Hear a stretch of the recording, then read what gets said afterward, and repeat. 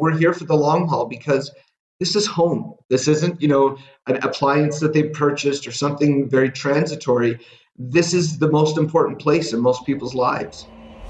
Hello, and welcome to Sink or Swim, a weekly podcast brought to you by RentSync, where we take a deep dive into the PropTech, multifamily, and rental housing industry. In each episode, we uncover the technologies and strategies used to help overcome operational challenges and increase the value of your multifamily investments. So, let's get into our conversation today. Welcome back to Sink or Swim. I'm your host, Nicolina Savelli, and on this podcast, I chat with multifamily and PropTech experts to learn how you can reach more renters, sign more leases, and maximize the value of your assets. And today, I have two special guests on the show, David Frattini, managing partner at Rentals For Newcomers, who I interviewed over a year ago on the podcast, and Jesse Greenwell, head of communications, culture, and inclusivity at Mainstreet Equity, Canada's leading real estate corporation on the TSX, specializing in mid-market apartment buildings in Western Canada. David, Jesse, thank you so much for joining me today. Thank you so much for having us. Pleasure to be here. Excited to speak with your audience. No problem. That was a bit of a mouthful. I'm almost out of breath, but let's get going. This conversation has been months, I would say years in the works, and I'll discuss that later, but I spoke to Bob Dylan, actually Mitch, our former host, also spoke to Bob more than a year ago, early pandemic days. So this is really just kind of bringing that conversation almost 2 years, I think, in the making. So Canada will hit its 1.4 million immigrant target this year and has the same target for the next 3 years. So obviously the demand for rental units, it's already huge within the country, but as immigration continues to come through, it's going to remain incredibly competitive. This continuous, unending, vital stream of newcomers to Canada is going to have a tremendous impact not only on landlords and availability, but also on multifamily and individual rental investments for years to come. So I'd love to hear from both of you about how Rentals For Newcomers and Mainstreet Equity are navigating this increasing demand for student rentals. I recall last year, like I said, 2 years ago, we had a conversation with Bob Dylan, founder and CEO of Mainstreet Equity, and he mentioned a number of statistics about the growth in Calgary, especially in Alberta, for international students. He mentioned that according to the Government of Canada, international students contributed $16.2 billion and $19.7 billion to Canada's GDP in 2017 and 2018. And Mainstreet Equity has been heavily investing in revitalizing multifamily rentals to cater to these types of renters. Jesse, can you elaborate on what you've seen in Western Canada over the past year or 2 years and how Mainstreet has created additional supply for student rental housing? I'm very happy to. Thank you for the great question. Again, thank you for having us on. It's such a great podcast. We're big fans at Mainstreet. Awesome. That's great to hear. Just as Bob said 2 years ago, the surge in demand is exceptional. I don't think he even was able to foresee the extent to which Calgary and how quickly Calgary in particular among our Western Canadian markets would see an unprecedented surge in demand. Now, in order to sort of address what we saw coming, what he did see coming in terms of that surge, it was really important to us that we continued our expansion throughout this period where there was a lot of questions there was a lot of uncertainty. We saw that there was nevertheless, despite that climate, no substantial change in the housing supply coming, not in terms of policy, not in terms of new construction announcements, etc. So for us, it made sense given the fiscal environment at the time, especially anticipating that demand, to continue to acquire more buildings and put them through our value cycle so that we're able to reposition them as quality, affordable apartments for new Canadians, including international students, and in particular, international students, including buildings like University Tower, purchased near the University of Alberta in Edmonton, which has just been a great success in terms of making sure that we're able to provide affordable rentals near campus to international students. Awesome. I will ask, and I know this wasn't part of my questions, but are you seeing like full occupancy in these buildings? As student rentals, usually I would assume that they would be, but what are you kind of seeing right now? I know that maybe there's some trickling students coming in. It's been a weird kind of like Yeah. start to the school year, the first year back for everybody. So yeah. And again, there's still, unfortunately, we're still hearing so much about the IRCC processing delays that otherwise we'd have even more students right now. Right. But yeah, no, you're making a really good point. The reality is that it's become incredibly competitive, even for traditional renters in these markets, domestic renters that would normally occupy this with or without the presence of international students. But then the presence of student populations obviously really creates it exacerbates the problem to an extent. Exactly. And these students are a major benefit to Canada, right? Totally. So I want to make it clear. The problem is with our housing supply, not with these great people that want to come and take advantage of our educational institutions, contribute to our economy. But this is creating a lot of issues across the board. So basically, the way I'd sum this up is, at the end of the day, we are having unprecedented levels of demand that are met by very little vacancy. So as quickly as we can try and get units turned over, we're doing that so that we can make sure we have supply. But it doesn't matter how quickly we acquire, we are not gaining in terms of having more to offer people, because that demand is that expansion, everything is so outpaced by the demand. And this is, as you know from your of course. recent report, in primary and secondary. Right. Now, I'm leading to my next question to David. Now that we are entering kind of the fall market and majority of on-campus housing normally has been scooped up at this point, what are your recommendations for those who may be entering the country later in the year? How can they best locate off-campus accommodations at this time? Well, thank you, Nicolina, for the question. And just before I answer that question, I also wanted to address those numbers that you raised that Bob Dylan had you referenced, the 1.4 million people arriving. It's really important, I think, for your audience to understand as well, what is that composition, because some of that group is, temporary foreign workers who have completely different needs. Sure. Some of that group is international students, and they're really, there are more than 700,000 international students studying in Canada. There's almost 250,000 that are arriving who are net new into the Canadian marketplace every year. Right. And in addition, and included in that number, there are 460,000 permanent residents that are arriving in Canada. And when you think about that number and think about household size, we're estimating that really that permanent resident number suggests there's probably about a need for 200,000 households. Right. And the bulk of these people are looking for rental accommodation. So as Jesse was talking about, the surge in demand is certainly outpacing supply, which brings us back to then, what should students be doing and what should permanent residents be doing? Mm-hmm. We really focus on trying to make sure our audience of both international students and permanent residents understand three really important things. They need to be doing their research early in the game, before they arrive and not after they arrive.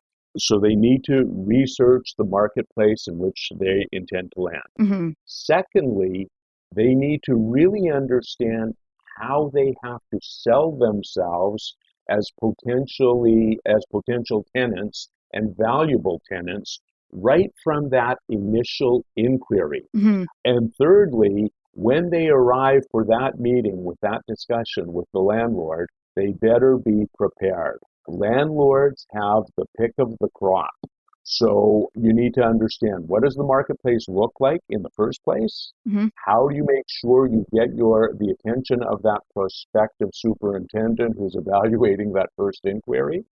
And when you show up, how do you make sure you are really prepared so that if that unit is right for you, you're ready to sign the deal?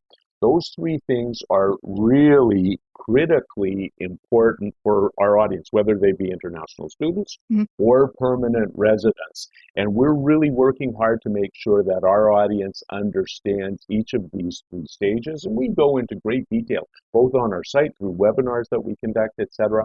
And I think the relevance for your audience that's listening is we want to make sure that we're sending really high quality leads to you as a prospective landlord. Right. So it's really important for us to make sure that our audience knows how they can make sure they're selling themselves to prospective landlords. I'm going to kind of move a little bit through this and come back to another question later. But given that, I mean, obviously not every landlord feels confident in renting to students.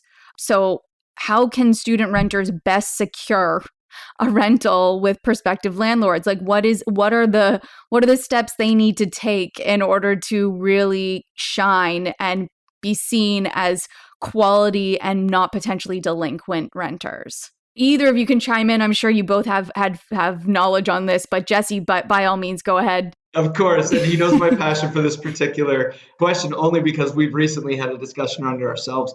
Look, the main thing is credibility. You need to be the most attractive prospect to that landlord. That means putting in everything from, you want to make sure that you're showered, wearing clean clothes on the day that you show up. References. If you don't have the traditional references, try and find some ersatz references. So let's say that most applications, of course, one thing we generally look for is another landlord reference to say, this was another person I did business with.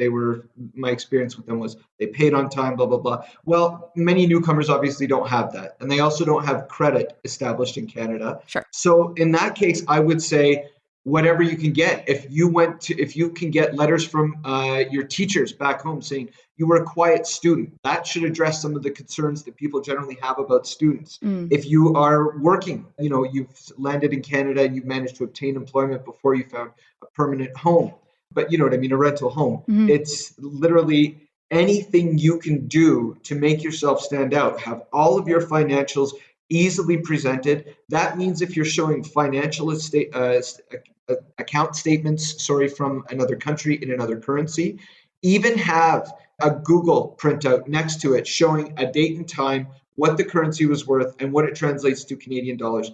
Leave the smallest room possible for error so that there's almost no room for error whatsoever, no room for misinterpretation, and do everything you can. Treat it like a job interview. Right. You are not the traditional customer going in where they need to impress you. You are now the one who's trying to sell them on yourself in order to get a place. Yeah. I mean, I even feel like that's becoming the norm for casual renters who are local as well, too. Like they're really having to compete. So, I mean, knowing that the general population who already lives here is competing with one another, you've got to really bring all your cards on the table and really have a solid deck. You have to step up your game, no question. Yeah. Absolutely. Yeah.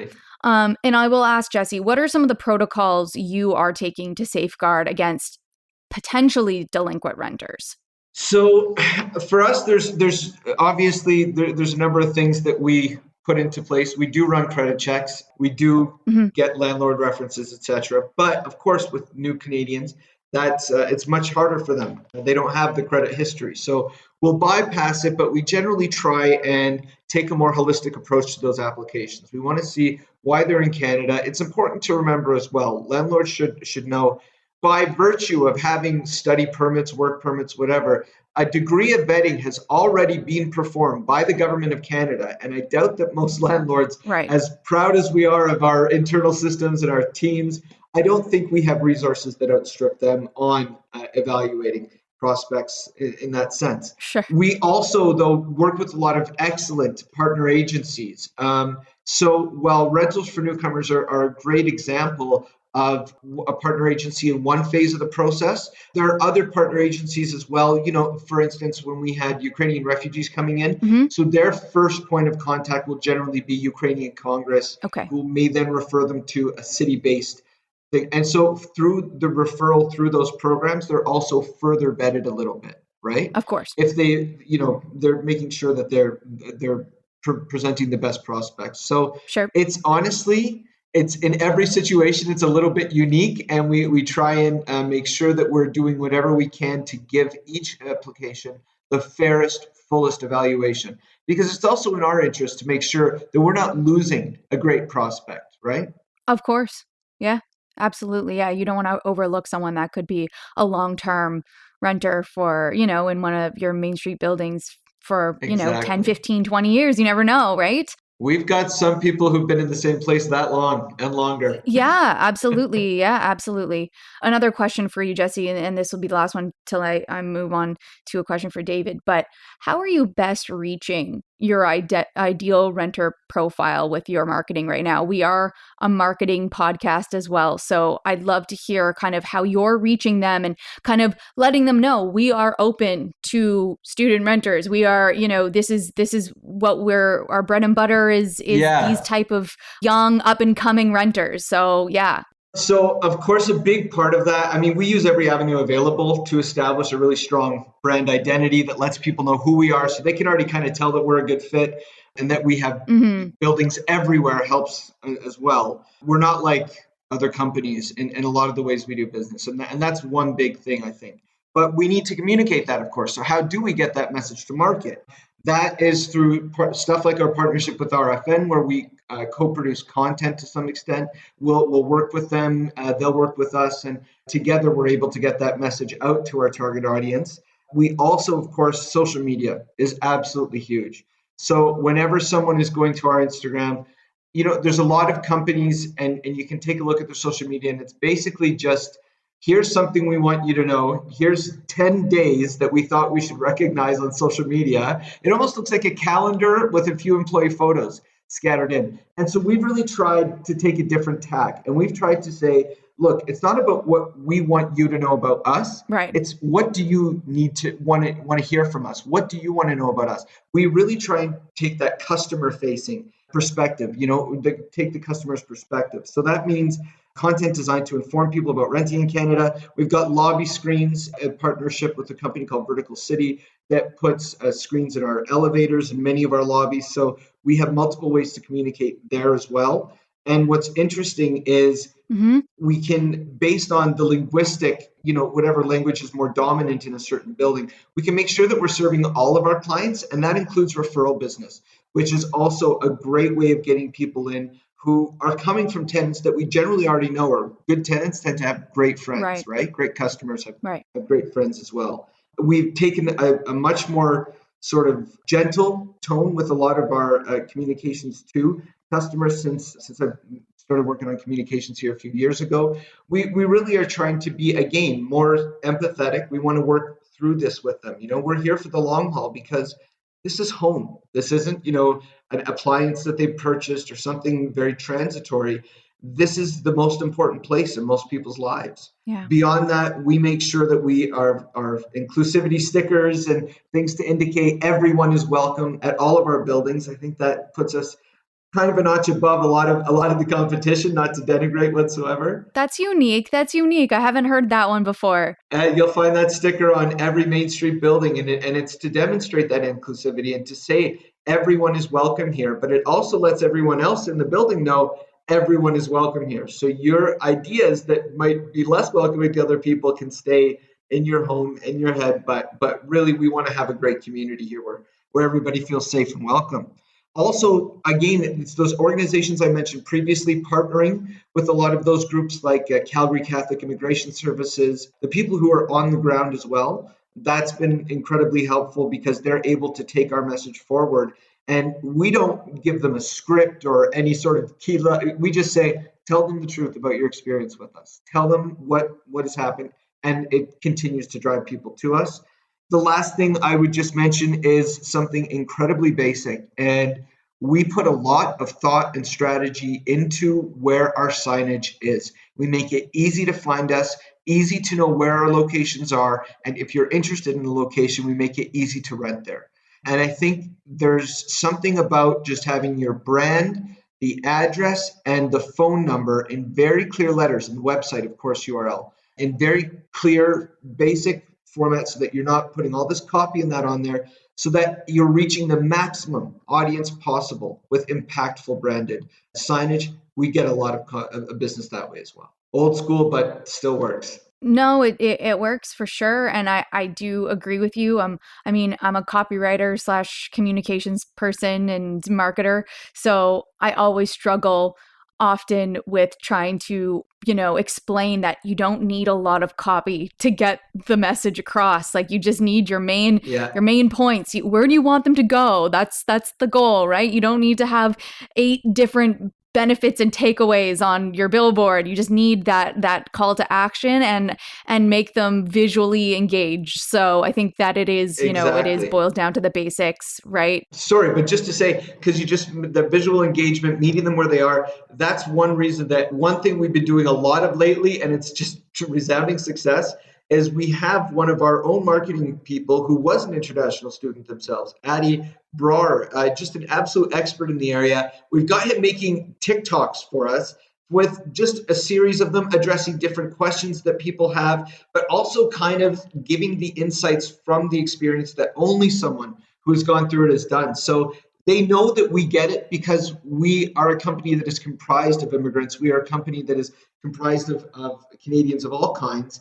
And so someone here has lived your experience and can reach out to you with that empathy and can make sure that our communications and our messaging is informed by that. No, that's perfect. I think that's a genius way to utilize TikTok in a way that's relatable to your target audience. So I think that's some wisdom there to share, and I'm sure some landlords are going to be listening to this being like, oh, I didn't even think about that. So I do have a question for you, David. Obviously, we've been seeing an increase in scammers on Facebook Marketplace, much as what has happened with Kijiji and Craigslist. How does Rentals for Newcomers combat scammers on its site? Well, we're lucky enough to have built our platform leveraging the RentSync backend. And most of your listeners will be familiar with RentSync capabilities. RentSync is certainly recognized in the industry as a leader in sort of both marketing and technology solutions. Absolutely. One part of those technology solutions are sort of their automated sort of listing verification processes. Mm-hmm. So that's been built into the back end. But also, importantly, our listings are managed, there's a manual process as well. So RentSync personnel know who the people are that are getting these listings up. So there's that manual check as well. Right. So that's one part of what we're doing to make sure that we're verifying listings. It's both technology driven and manually driven. The other part of this is we're working diligently to educate our audience on scam alerts. Right. So we're, through Rentals for Newcomers blog posts, we're constantly updating our blog post that is about scams in this category, so that we're educating our audience to be alert, and we're giving them updates on scams that they should be avoiding. And, back to, the significance for the audience listening, again, I want to reinforce that, if you're putting your listings in our environment, because of this vetting process, we're trying to ensure that we're not posing reputational risk to your operation because, we've been lax in vetting listings. It's really, really important to us. No, obviously, I just wanted to add to that and say, as an international or student immigrant coming in, looking at rental listing sites that they may not be familiar with, they may not know what to look out for in terms of scammers and what they should keep their eye on as they're looking at a completely different listing site and just operation. So it's important, like you said, to educate and inform them on how to spot those potential scammers so that they know the signs, and because they just won't know. They otherwise they may be coming from I feel like every country has a different way of listing rental listings and have their own dominant listing sites. And so it's going to be all new to them. So everything is going to be new. So that's probably the last thing they're thinking about is someone's trying to scam me. Now, adding to that, not necessarily on the scamming side, but becoming a renter in Canada. What are your thoughts on renters insurance? Is it worth purchasing for an international student or an immigrant? Obviously, they probably don't have a surplus of extra money, but what does that give them, and is it worth it? Like what you hear so far? Make sure you never miss an episode by clicking the subscribe button now. This podcast is made possible by listeners like you. Thank you for your support. Now let's get back to the show. So it's critically important, and we work really hard to educate our audience on the importance of renters insurance. We explain to our audience that most landlords, if not all landlords, require tenants insurance to begin with.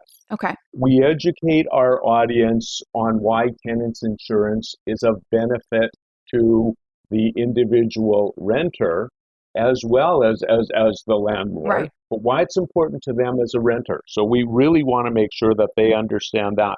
And also, we've made it very easy for our newcomer audience to purchase a tenant's insurance. We've partnered with AHA Insurance. We've got a great digital solution for permanent residents and international students. We've developed a program that is price competitive and very comprehensive. So we educate our audience on the fact that most landlords are going to require it. We educate them on the benefits of tenants insurance to them. We make it easy for them to purchase tenants insurance, and we stress this is, an important selling point when you either make that first inquiry or you show up for that meeting. Right. Stress that you understand the importance of tenants insurance and that you're prepared to get it. Right. Right. So no, tenants insurance critically important. Jesse, do you have anything to add to that? Absolutely, only because David, excellent points. Everything he said, I 100% back. But just to even go further, people need to understand one thing about tenants insurance in particular. There's a lot of misunderstandings about what the landlord's duty is, what responsibilities they have in certain circumstances. The reason that so many landlords mandate and absolutely require as a condition of the lease that people have that is because, let's say there was a company a couple of years ago, I'm trying to remember where it was, somewhere anyway, it was in the midst of the cold, one of the coldest winters we'd had in a long time, and in one of the worst stretches in that winter, and a boiler went out in this building. Now, it was COVID, there was, supply chain difficulties were just starting to emerge, but they were really beginning in earnest at that point. So getting this part, let alone a whole new boiler in, it was not going to be a quick process. And space heaters just don't cut it when you get to certain temperatures. Sure. And every person in that building was able to make sure that they were comfortable, safe in a hotel because they had tenant insurance. Wow. Anyone that didn't, it was, in some cases, the landlord may be nice. Maybe they have the resources. Maybe they're going to pay out of pocket. Right. To help you during that circumstance. But there's a lot of smaller landlords, and it's not even about whether or not they're kind enough to. They simply don't have the capital. Of course. They are running so slim already on the margins that they have with the buildings they run. Not everybody's an ACAP. Not every building's an ACAP. It's important to remember that. So yeah, no, absolutely. Right. And so tenant insurance will ensure that you are never left outside in the middle of Canadian winter or inside feeling like it's outside because it's so bloody cold. Right. So what I'd really advise is carry it, because that $10 to $15 a month, sometimes it may be, I've heard as high as 20, but it's such a small amount of money relative to the amount of security it affords you. Yeah. And especially when you're coming from outside of Canada, you think you know Canadian winter. Even Canadians that have lived here for 50 years are still learning new things occasionally about Canadian winter. I promise you. Absolutely. as someone from Southern Ontario, I feel like I still don't fully know Canadian winter compared to, BC winter. So it's a Yeah, very vast country and there's a lot of variances. And I even saw someone actually exactly. on TikTok say that I think they were in BC right now and it was 6 degrees. And I'm like, it's 22 here. What's going on? Like, how is that Right? even possible that it's 6 degrees right now somewhere in the same country? But it is. Nothing makes I sense mean, other there. than the northern part, but he wasn't Yeah. in the northern territories or none of it or anything. He's somewhere relatively within the same region, but not that close. So yeah, it's definitely a shock for a lot of people. I've seen even when it's 15, 16 degrees, the culture and climate shock of Yeah. people wearing like coats in offices and stuff like that. And they're like, why is it so cold? So yeah, definitely important just based on that alone to have tenant Yeah. insurance and to make sure that you're safe in case a boiler goes out, and as they do in the wintertime and pipes burst and all of that stuff can happen. It's just the nature of a building, right? It is the nature of a building. And especially if you're not, like you said, in a Class A building, there's nothing wrong with being in a Class B or Class C building. Some of them are beautiful and well maintained and Yeah. people take good care of them, but they have older, they may have been constructed in the 1970s and maybe just have older kind of mechanisms. So you just never know, right? Exactly. And anything can go at any point. Everything has to go eventually. But sorry, yeah, great points. It does. Yes. No, it does. I mean, I have one rental and I counted the amount of times that things did not go right this past summer where someone was there and I was just like, how is this possible? You get prepared, you make it all happen for them Yeah. and you think you've got everything ready and then you can never fully prepare for what might happen. It just happens. That's So it. you try to do your best and a lot of people, they give landlords a lot of flack, but it is work. It is a full-time job for a lot of them. So it's not just easy, and if you've got multiple rentals and you're managing them all and more than one is having issues, then that's just, there's only so many people and so many hands. That's it. So anyway, I digress. So from a more general perspective, Jesse, since we spoke to Mainstreet, like I said, quite early on in the pandemic, would you be able to share some of the kind of the long-term changes you made as a result over the last 2.5 years in terms of kind of how you market, which you've kind of told me about, how you sign leases, and even your resident experience? Absolutely. So obviously, COVID created so much change for so many organizations.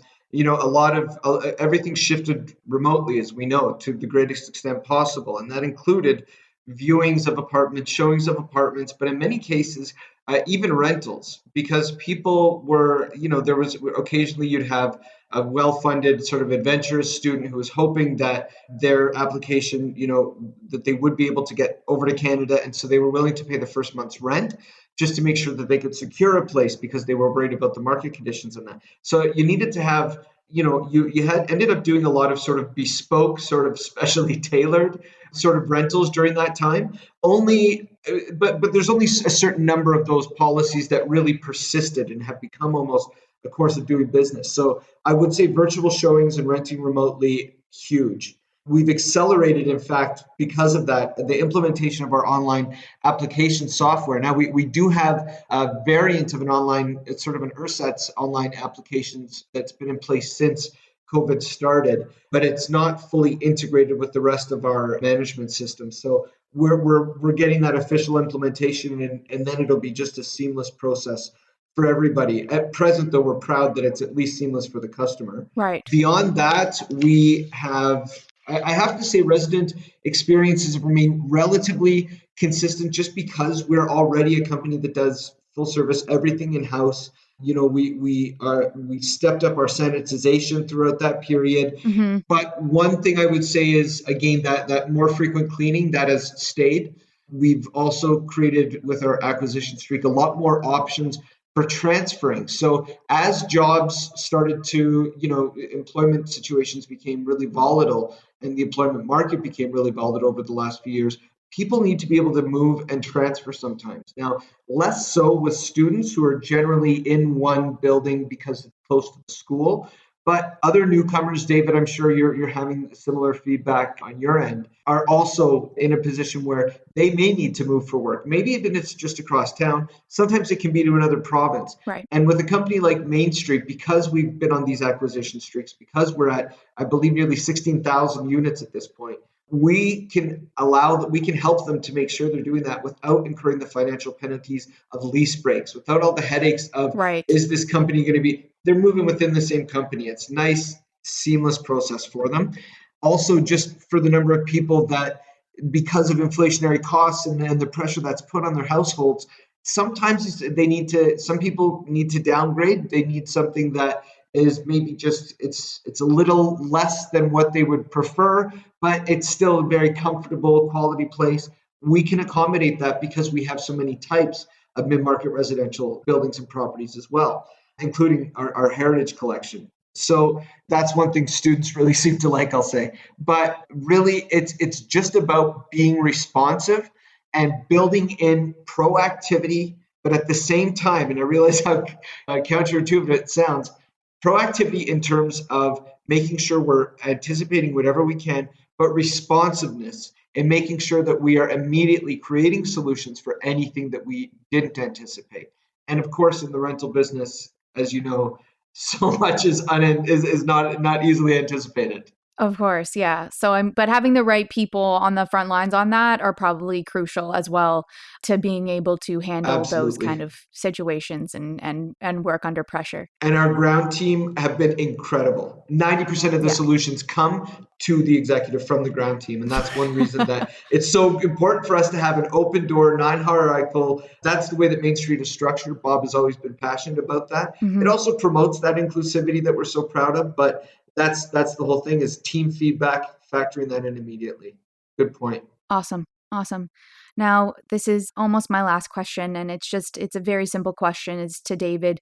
Do you have any final words of advice for international students looking to rent in Canada over the next 3 years, and the best way to obtain safe and affordable accommodations?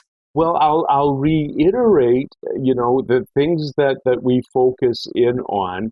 And that is, one, make sure you're doing your research before you arrive. Vacancy rates are so tight that if you're thinking about showing up here in Canada and then simply waltzing into your first rental unit, you're going to be sadly disappointed. And there's huge financial risk associated with not doing your research. Research is critical, number one. As it gets closer to that date of making that first inquiry, make sure that you're filling that inquiry out properly so that you're really selling yourself as a prospective tenant, so that you get that the attention of the person at the other end of that inquiry.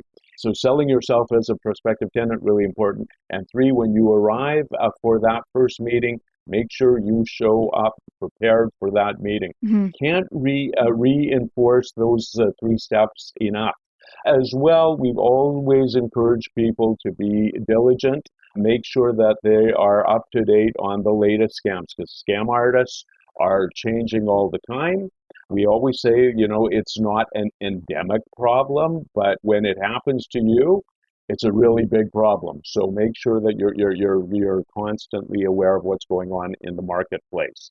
And as much as we give that advice and particularly stress the importance of research to our international student and permanent resident audience, reinforce this message to the landlords who are listening in on this. And our Rentals for Newcomers site is a great opportunity for landlords to, research and get to know better the value of newcomers, permanent residents, and international students as prospective tenants. Some people in the audience may have a long-held belief that, newcomers that are arriving are not going to, simply because they don't have that job offer or credit history, right, they're going to be a real risk. The profile of who's arriving is changing all the time. Right.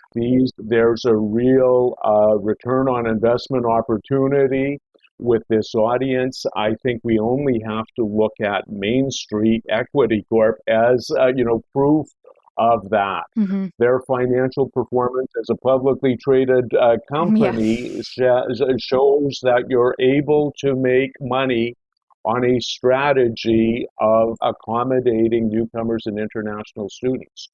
As important as it is for newcomers to do their research, international students to do their research, I really, encourage landlords to revisit newcomers as tenants and valuable tenants. Right. It's funny because I have an international student coming in who was coming in for 2 weeks and staying at my rental, basically doing their research on the ground and looking around but they're staying in a place that is not in Toronto, not in the urban metropolitan area because it's expensive. So they're doing it in a way that's probably cost effective for them before they come and actually find their permanent place. And if you have the means to potentially do that, then I would recommend potentially doing something like that so that you can actually see and feel where you're renting. And if you have to drive an hour to get there, then it's not the worst thing for you to have to do, but or Uber or whatever it is. But that was just something that came up, and I was kind of funny that we were having this conversation where this person came to me and said they were an international student looking for housing. So Well, just to add to that point, and sorry, Jesse, for interjecting, one other thing that we stress to our overseas audience as well is exactly what you were alluding to, Nicolina, and that is if you haven't already made that decision around what school you're going to, if you're an international student, mm-hmm. or if you haven't already made that decision around what city that you're going to land in, if you're coming as a permanent resident, we're encouraging our audience to think about options that are outside of the gateway cities, Mm-hmm. because it is, there's a real opportunity, either as an international student or as a permanent resident. There's a greater likelihood of building a better, more affordable lifestyle in other cities outside of the gateway cities. And bringing this back to, the landlords who are in our audience, if you've got a place in Fredericton, if you've got a place, as Mainstreet does have across Winnipeg and Saskatoon, Regina, Mm-hmm. Calgary, Edmonton, we're encouraging our audience to look at these places because there's the research has shown that there's going to be a better financial outcome for newcomers and international students. So that's a piece of advice that we're really focused in on with our pre-arrival audience. And that comes back to research as well. Right. And that doesn't mean that you can't go to a high class Ivy League school either. With remote options and other things with online virtual schooling too, it's like you can potentially be a student and live comfortably and not spend too much while also getting an education in Canada. So, I mean, explore those options as well, I think, if it's an opportunity or a possibility for you too. Absolutely. Now, Jesse, I wanted to extend the question to you just because I feel like you might have something more to add here as well. Thank you so much. Well, I appreciate that opportunity. There's just a couple of things that I want to make sure that we get a chance to air in here, because David just raised such an excellent point about landlords need to realize the value proposition for themselves, not just for that they present to their customers. Right. We have seen tremendous success with these demographics, and really it's incredibly important that at this point in the housing crisis, we're not overlooking any demographic, especially one that, a recent report indicates some cases are paying 25% higher rents than many other renters in the market.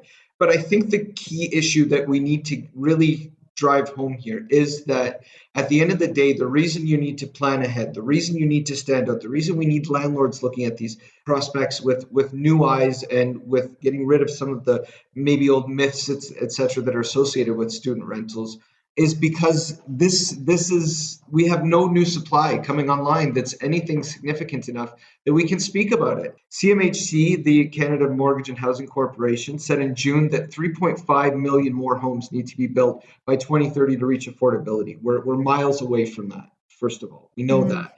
There are many hurdles to this in terms of land costs, et cetera, for development. So, then we also see challenges where BC and Toronto capped their rent increases at 2.5% this year, despite inflation being significantly higher, which puts landlords in a tough position again there. Beyond which, the reality is that student housing is rarely accounted for in urban planning. So we see at a municipal level that they are dealing with a lot of the fallout from this, but they're not involved in the policy making decisions. That's too often happening at a provincial and a federal level. So we definitely need to hope that we can get all three levels of government talking. But at the end of all of it, really, I know there's also continuing pressure on post-secondary institutions to start building their own. This is prohibitive as well. They're quite often in densely populated areas and with very expensive land around them that prohibits it. But then further, universities aren't generally in the property management business, and they've not always necessarily done the best job in terms of delivery, especially when it comes to affordability historically with that. So it's really something where we need a lot of private sector initiative here to start. We can't wait for government to move. We can't wait for universities to hopefully get everything in place that they would need to build these. We have these students coming, and we need to make sure that as a country, as landlords, we're doing everything possible to make sure they have a place to land so they can make that incredible economic contribution, make that cultural contribution, and come and participate in this incredible project called Canada that we're also proud to be a part of and to continue building together, I think we should be flattered by the incredible numbers of people that want to come here, that want to participate, want to join us. And I think we should do everything we can to welcome them. And that means it starts with housing. Perfect, Jesse. I think you just solidified your title at Mainstreet with that whole spiel, culture, inclusivity, all communications. You got it all right there. Thank you. I appreciate it, Nicolina. I want to thank you both so much for joining me on this episode of Sink or Swim. And if you don't mind sharing where listeners can learn more about Rentals for Newcomers and where they can access resources, David, if you want to share that, and then Jesse, can you share where renters can find more information on Mainstreet Equity? Absolutely. So for all of you listening here, you can visit rentalsfornewcomers.com. And I think as well that it's important that you understand rentalsfornewcomers.com is part of a network of sites, and our sister site is Prepare for Canada. So we've been prepareforcanada.com. So you can do a little bit more research about us through the prepareforcanada.com site as well. But we've been in the business of helping newcomers for and I've personally been in this business for over 15 years. But as Prepare for Canada and Rentals for Newcomers, we've been operating for 12 years. Rentals for Newcomers has just been in the business for a year. We launched through the pandemic. Now that the borders have reopened, we're starting to see a great participation. To everyone who's listening, if you are a RentSync customer, it is easy to get your listings integrated into the Rentals for Newcomers site through their listings integrations program.